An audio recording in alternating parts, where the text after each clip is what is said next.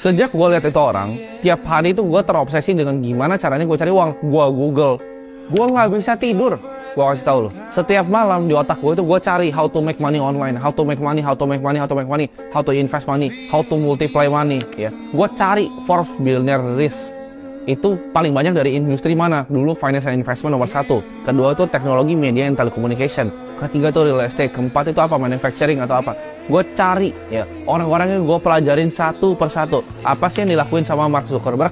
Apa sih yang dilakuin sama Bill Gates ya? Bill Gates itu kaya dari mana? Oh, dia punya saham Microsoft waktu itu, beberapa dia lepas. Dia bikin namanya Cascade Investment, ya itu sebuah fund. Itu gue pelajarin semuanya satu-satu ya sampai sekarang. Gue nggak bisa tidur karena gue pikir mana uang gue, mana uang gue. Kenapa semua orang punya uang, kenapa gue nggak punya uang?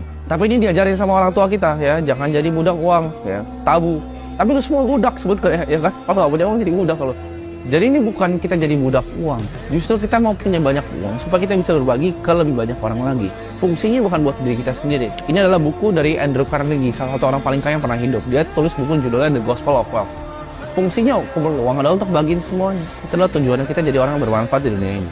Lu coba bayangin gak sih, lu punya uang itu kagak? Gue aja nggak bisa tidur, gue aja googling terus, gue aja cari barang terus. Ya lu lakuin apa? Scrolling ya kan?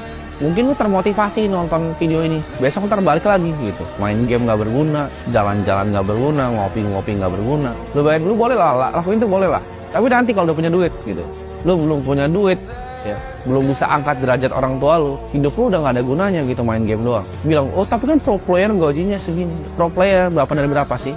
Kamu pro player bukan kan? Gitu. Gak ada salahnya untuk mikir itu gue pasti bisa. Dari gue masih ngecek rente, gue udah bilang ke diri gue pasti suatu saat akan di hotel ini naik mobil ini. Mungkin kalau gue ngomong itu ke teman gue atau ke orang tua gue, waktu itu gue diketawain, dikira orang gila kali ya dia orang. Gue udah bilang dari dulu gue pasti jadi miliarder ya. Dari SMP gue udah bilang gue pasti jadi miliarder. Gimana pun caranya sampai mati gue akan jadi miliarder di usia muda. Itu mindset yang gue tanam. Gue yakin gue pasti bisa.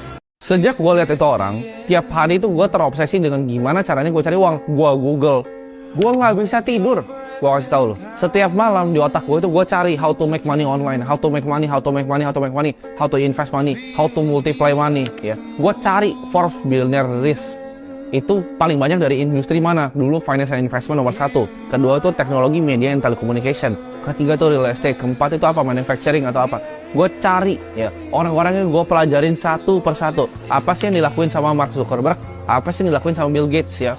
Bill Gates itu kaya dari mana? Oh, dia punya saham Microsoft waktu itu, beberapa dia lepas. Dia bikin namanya Cascade Investment, ya itu sebuah fund. Itu gue pelajarin semuanya satu-satu ya sampai sekarang. Gue nggak bisa tidur karena gue pikir mana uang gue, mana uang gue. Kenapa semua orang punya uang, kenapa gue nggak punya uang? Tapi ini diajarin sama orang tua kita ya, jangan jadi budak uang ya, tabu.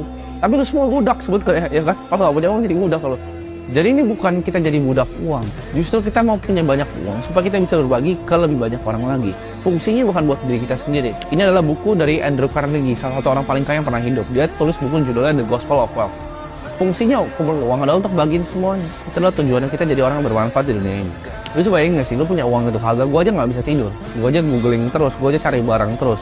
Ya lu lakuin apa? Scrolling ya kan?